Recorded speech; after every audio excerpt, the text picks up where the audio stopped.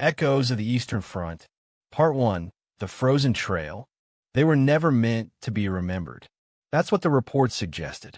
A Wehrmacht platoon, 37 men strong, vanished in January of 1943 during the brutal Soviet winter retreat near the Kaluga Oblast. No distress signal. No oblivious. Just silence swallowed by snow. The official records called it a navigational error, but the few remaining lines in the archives smelled of something far more deliberate. Redacted pages, scorched microfilm, and a vague mention of Sector 7G, a place that doesn't appear on any Soviet or German map. Decades later, in a worn-out military archive in Dresden, a rusted footlocker was discovered during renovation. Inside were frozen field diaries sealed in wax cloth, a broken compass, and a reel of audio tape labeled simply, Schneewolf. Snow Wolves. My name is Eric Vogel. I was a postdoctoral researcher in military anthropology at the University of Leipzig. I wasn't supposed to open a box, but some voices, once heard, don't let you forget. The diary belonged to Oberfeldwebel Heinrich Kruger, the ranking non-commissioned officer of the missing platoon. The handwriting began clean, clipped military. But as the pages turned, the ink wavered, the grammar cracked, and the words bled panic. January 13th, 1943. We received orders to retreat through the lesser-known forest paths northwest of Kaluga. The Russians were closing in from the east, and Hauptmann Gerlach insisted we avoid the main roads. We passed through the village of Alavka, which seemed untouched by the war. Not abandoned, but lifeless, as though it had never truly been lived in. It started there. Kruger described how the snow fell heavier past Valovka, though no storm was reported in the area. The wind spoke in tones that resembled whispers. One of the men, Private Lang, claimed he saw his dead brother standing among the trees. They laughed it off, the usual tricks of war and cold. By January 15th, they hadn't seen the sun in 2 days. Their radios only emitted static until midnight, when a single frequency picked up the sound of someone humming Stillnacht. It wasn't Christmas anymore. Kruger kept writing. Hauptmann is becoming unstable. He insists we're still on course, though we passed the same collapsed barn 3 times. Lieutenant Weiss tried to speak to him in private, but he didn't return from that conversation. Not really. He walks now, yes, but his eyes are empty. There was more. Sketches of symbols found on trees, handprints in the snow too large to be human, and mention of a fog that moved like it had a will of its own. January 18th. Private Baumann is missing. We found his boots outside the tent. Just the boots. The snow around them hadn't been disturbed, as if he melted into the air. I read the pages with my hands trembling, though I couldn't say why. I was hooked, obsessed. Something in those words felt wrong in a way no fiction ever could, like I was reading a truth too old and too cruel to ever be spoken. When I finally played the reel of audio, the tape screeched with age and static, but then came the voice. Not military, not German, something primal and hungry, speaking in a language I couldn't identify, but which my gut understood meant death. And under it all, a heartbeat. Not human, not mechanical. A slow, thunderous pulse, echoing like drums beneath the earth. That night, I dreamed of the snow. I stood in a white wasteland where trees bent backward and the stars spun too quickly. Something watched me from the dark, tall, robed, and silent. When I woke, the inside of my window was frosted from the inside. I tried to forget the footlocker. I tried to return it, to bury it in bureaucracy and write it off as hysteria. But I couldn't, because the tape kept playing, even after I unplugged the recorder. Part 2, The Descent. The tape played again that night. No one touched it. No one rewound it. But it played, humming and groaning through the rusted speakers like it was alive. I didn't remember falling asleep. I only remembered waking up with a nosebleed, frost on my hands, and the soft echo of boots crunching snow outside my flat. But I live on the 4th floor. I returned to the diary. Kruger's entries were no longer dated in a conventional sense. The order of the pages began to break down. Some sentences repeated themselves like a broken prayer. The ink had become darker, thicker, as though written with blood or something darker. The next coherent section began like this. We are no longer in Russia. Not truly. The landscape mimics it. Trees, hills, snow, but everything feels counterfeit. The snow doesn't melt. The sun does not rise. The fog grows thicker by the hour, but does not chill us. It is warm, too warm. They had passed beyond some threshold. Kruger mentioned that half of the platoon had disappeared by then. Not in battle, not from desertion. They simply ceased to be. At first, they blamed each other. Panic took root. Accusations flew like bullets. But it changed after the dreams began. Each man dreamed the same thing. A chapel in the snow. Black stone. No windows. Just a great iron door sealed with chains of fire.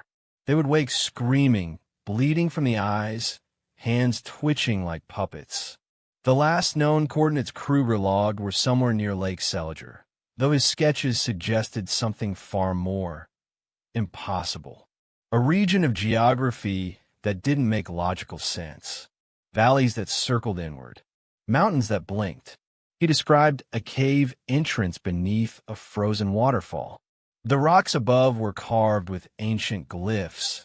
None of us recognized the language, but some men said it looked similar to the symbols we saw in Volovka. Or maybe older. Too old. Sergeant Merrick vomited blood upon seeing them. He died the next day, smiling. Inside the cave, they found a staircase carved from bone-white stone, leading downward into the dark. It is no longer possible to say how long we have been walking. We have no more food, no more ammunition, and yet we persist.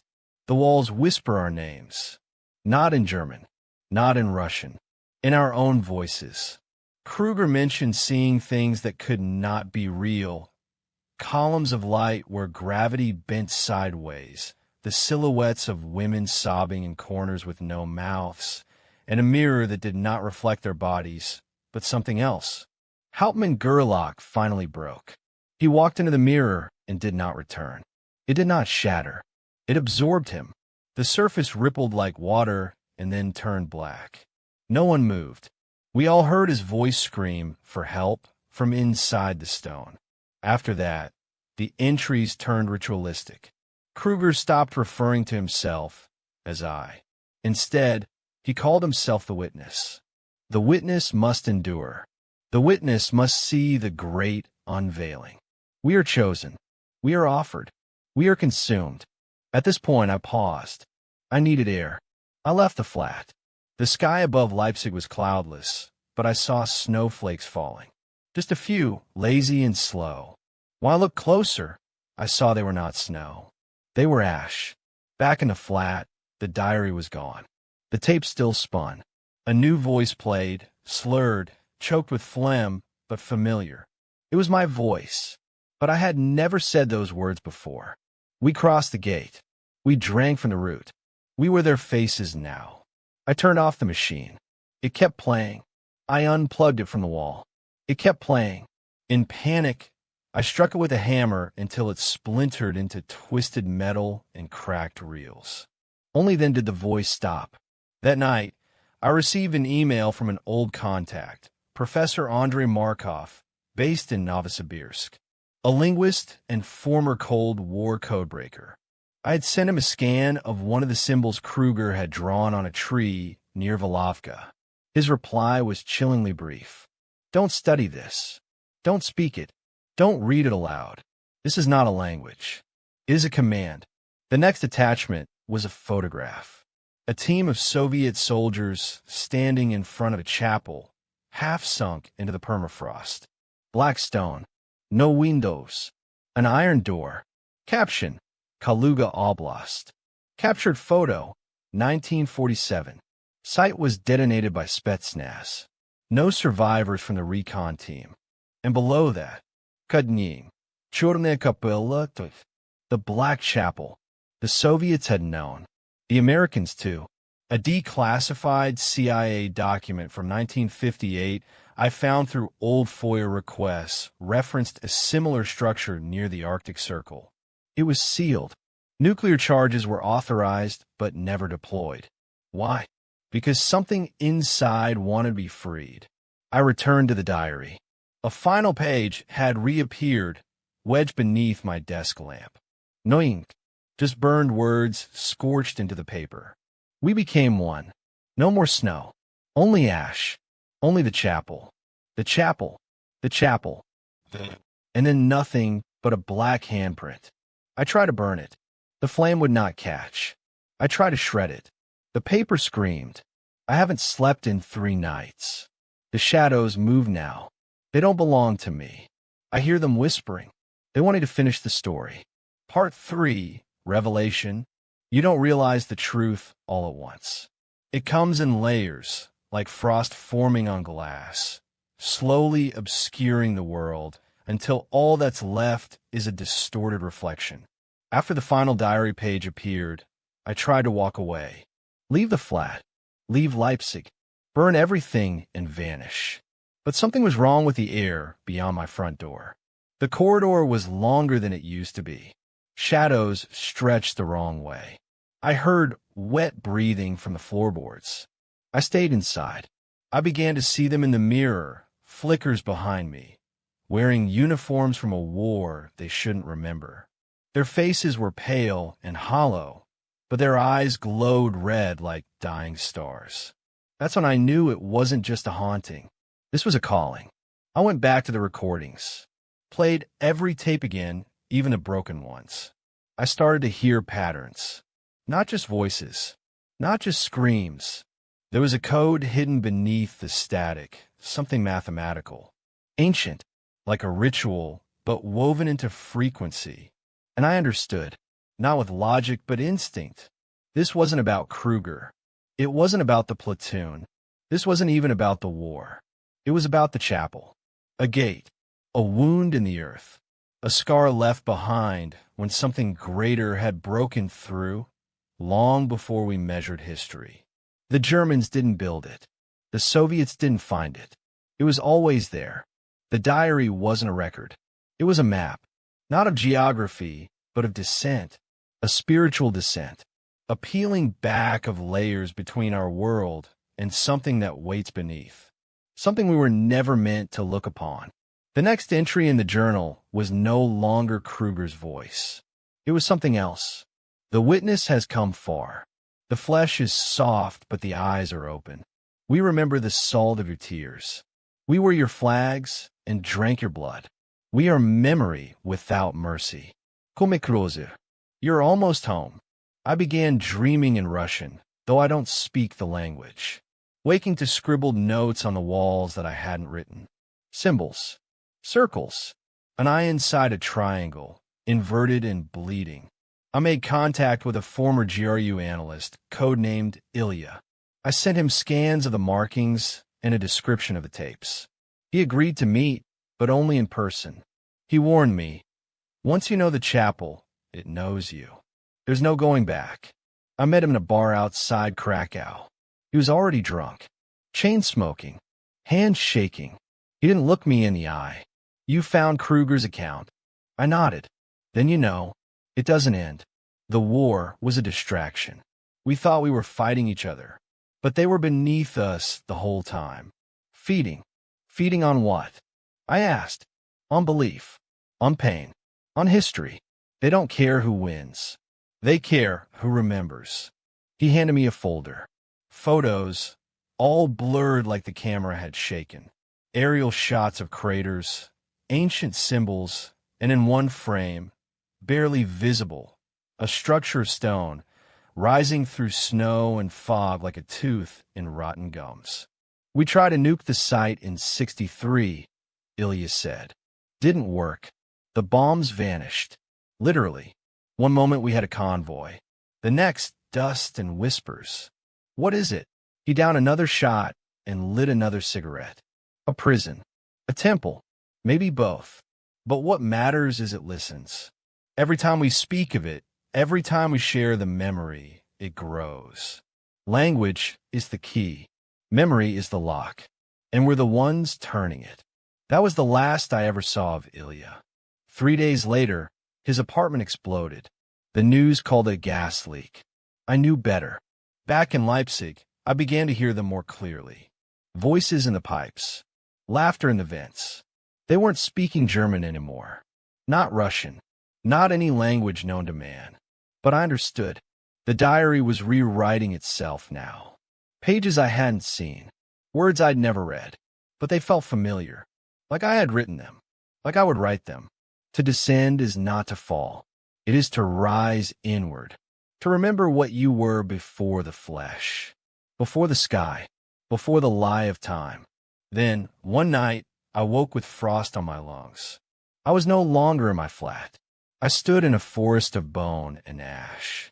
Trees split by frozen lightning. Crows with no wings perched on corpses that whispered lullabies in reverse. Ahead, the chapel. It stood taller now. Blacker. Its door was open. Inside, I saw the platoon. The same men from the photos. But they weren't men anymore. Their uniforms clung to twisted forms. Their mouths were sewn shut with silver thread. And in their eyes, recognition.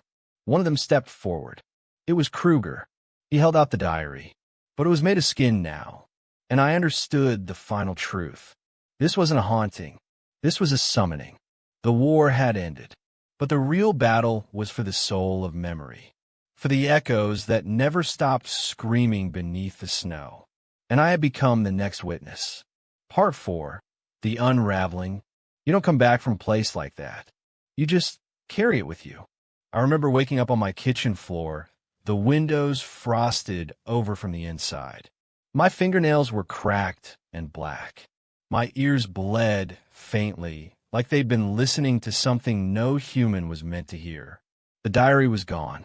All the tapes burned. The journal pages vanished. But the symbols remained, etched into my walls, carved into my floorboards, scraped into the mirror with something sharp and hungry. I tried to move out. I tried to sleep elsewhere. But wherever I went, the whispers followed. Even silence wasn't safe anymore. In my dreams, I walked through trenches that never ended. Bodies rose from the mud, saluting in perfect rhythm, mouths full of worms. A voice, Kruger's voice, but older now, followed me through the fog. You opened the door. You walked willingly, and now you will watch it close behind you. The chapel had latched onto me. I was an anchor now, a beacon. I tried warning others. I posted online, sent emails, left messages, but all were intercepted, scrubbed clean, or dismissed as madness. That's how it protects itself, by making you seem insane. I began seeing figures in uniforms on street corners. SS officers with no eyes. Soviet scouts who didn't cast shadows. They stared not at me, but through me, like I was transparent, already hollow. The war had ended in 1945, but its echoes never stopped. They found new hosts. I began to understand what the chapel really was. It wasn't a place. It was a memory parasite. A construct of pain that needed to feed on recollection to survive. War was the perfect incubator, and we, historians, researchers, listeners, were its caretakers. Every time someone listens to a story like this, it gets stronger. Kruger didn't die in that forest. He became the first witness, the first archivist, and now I had taken his place. One night, while recording my notes, my voice shifted. Mid-sentence, I heard it happen. My tone deepened. The words bent around syllables I didn't recognize. My own mouth betrayed me. I listened to the playback. We remember the iron and the fire. We remember the prayers whispered under shattered cathedrals. You feed us well, witness. Speak again. I smashed the recorder. It kept playing. They were inside the machines now. Inside the power grid. Inside me. I left my apartment. Wandered the city. The buildings blurred. Signs were in Cyrillic now. I passed by people in uniforms that didn't exist anymore. Heard air raid sirens from above. But the sky was clear. Reality was unraveling. No longer a timeline, but a wound, and I was bleeding through it. That's when I saw the others. People just like me. All across Europe. Men and women with the same 1,000-yard stare. Carrying notebooks. Whispering to invisible listeners. All of us narrating something we could no longer control. We were archivists now. Storytellers. Mediums. Mouthpieces. The chapel had grown beyond one forest. It was in every trench, every bunker, every cellar where someone had screamed and died. It thrived on fear. And fear, as it turns out, is the most sustainable fuel on Earth. I no longer sleep. I record. That's all I do. I sit in this dark room, the light flickering, and speak these words. Because I know you're listening. And the moment you hear it, truly hear it, it will begin again. The whispers, the shadows, the unraveling. Maybe you'll find the diary next. Maybe it'll appear on your doorstep, or in your dreams, or behind your bookshelf. You'll open it, just like I did. And then, the chapel will know your name. One final entry appeared last night, written in my own hand, though I don't recall writing it. The war never ended. The soil never healed. The witness becomes the wound, and the wound becomes the world. If you hear knocking in your walls, don't answer. If your lights flicker 3 times, don't speak. And if you see soldiers with no eyes standing in the snow, run, or don't. It doesn't matter anymore.